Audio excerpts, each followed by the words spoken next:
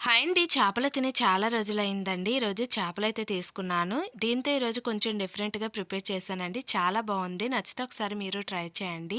ముందుగా onion paste చేసి సైడ్‌కైతే పెట్టుకోండి. మిక్సీ జార్‌లో కొంచెం కొబ్బరి తురుమునైతే వేసుకోండి. ఈ ప్లేస్‌లో మీరు పెరుగును కూడా వాడొచ్చు. సో, అందులోనే కొంచెం అల్లం, వెల్లుల్లి, మీ కారానికి సరిపడా పచ్చిమిర్చి, పుదీనా, కొత్తిమీర, కొద్దిగా జీలకర్రని వేసి పేస్ట్ చేసుకోండి.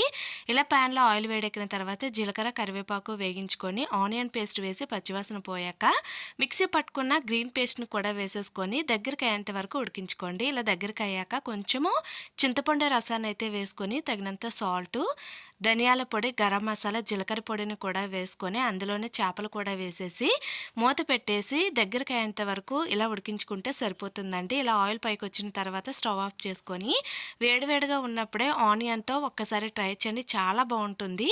నచ్చితే ఇలాంటి వీడియోస్ కోసం సబ్స్క్రైబ్ చేసి, ఫాలో చేసి, లైక్ చేయడం మర్చిపోకండి.